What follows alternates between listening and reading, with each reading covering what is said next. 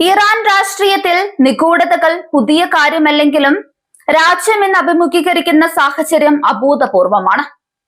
തന്റെ പിതാവ് അലി ഖമേനിയുടെ മരണശേഷം ഇറാന്റെ പരമാധികാര നേതാവായി അധികാരമേറ്റ മൊജ്തബ ഖമേനി ഭരണത്തിന്റെ ആദ്യ ദിനങ്ങളിൽ തന്നെ വലിയ ചോദ്യചിഹ്നങ്ങൾക്കും ഊഹാപോഹങ്ങൾക്കും നടുവിലാണ്. ഒരു തവണ പോലും പൊതുവേദിയിൽ പ്രത്യക്ഷപ്പെടാതെ അദ്ദേഹം പുറപ്പെടുവിപ്പിച്ച പുതിയ സന്ദേശമാണ് ഇപ്പോൾ ആഗോള രാഷ്ട്രീയത്തിൽ വലിയ ചർച്ചയായിരിക്കുന്നത്.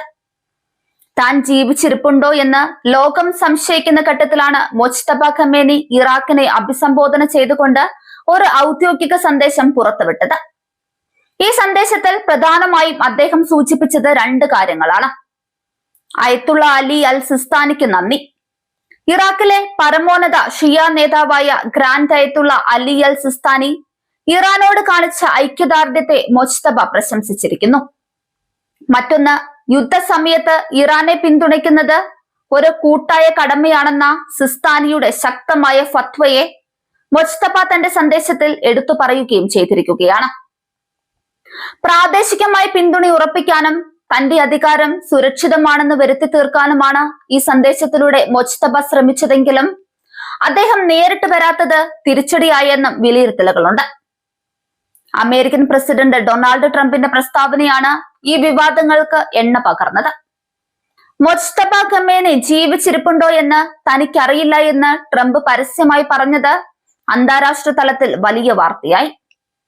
ലോകത്തെ ഏറ്റവും സ്വാധീനമുള്ള ഒരു ഭരണാധികാരിയെ കുറിച്ച് ഇത്തരമൊരു സംശയം ഉയരുന്നത് ഇറാന്റെ ഭരണസ്ഥിരതയെ ബാധിക്കുന്ന കാര്യമാണ്.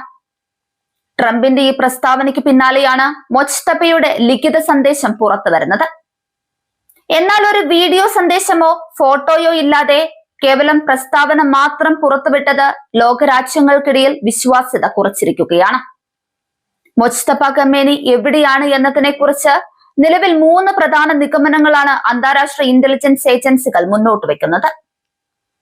ഇറാന്റെ സൈനിക താവളങ്ങളിലോ ഭരണകേന്ദ്രങ്ങളിലോ നടന്ന വ്യോമാക്രമണത്തിൽ മൊജ്തബയ്ക്ക് ഗുരുതരമായി പരിക്കേറ്റു എന്ന റിപ്പോർട്ടുകൾ ശക്തമാണ്. ഇതാണ് അദ്ദേഹം പൊതുവേദിയിൽ വരാത്തതിന് പ്രധാന കാരണമായി ചൂണ്ടിക്കാണിക്കപ്പെടുന്നത്.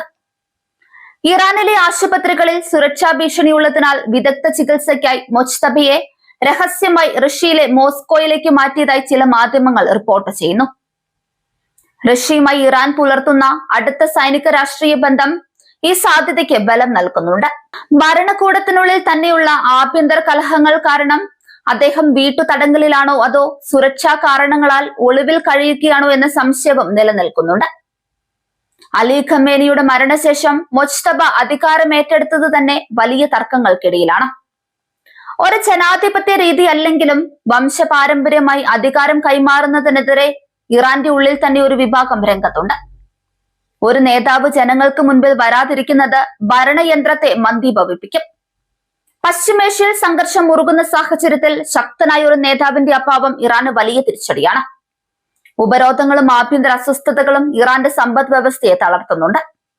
മൊജ്തബ ഖമേനിയുടെ സന്ദേശം ഒരു പ്രതിരോധ തന്ത്രമാണെന്ന് വ്യക്തം. താൻ ഭരണത്തിൽ സജീവമാണെന്ന് കാണിക്കാൻ അദ്ദേഹം ശ്രമിക്കുമ്പോഴും ശാരീരികമായി സാന്നിധ്യമില്ലാത്തത് ആ ശ്രമങ്ങളെ ദുർബലപ്പെടുത്തുന്നു. വരും ദിവസങ്ങളിൽ അദ്ദേഹം പൊതുമധ്യത്തിൽ പ്രത്യക്ഷപ്പെട്ടില്ലെങ്കിൽ ഇറാനിൽ ഒരു ഭരണമാറ്റത്തിനോ അല്ലെങ്കിൽ സൈനിക അട്ടിമറിക്കോ ഉള്ള സാധ്യതകൾ തള്ളിക്കളയാനാവില്ല. ലോകം ഇപ്പോൾ ഉറ്റുനോക്കുന്നത് ടെഹ്റാനിലേക്കല്ല, മറിച്ച് മൊജ്തബ എവിടെയെന്ന ചോദ്യത്തിലേക്കാണ്.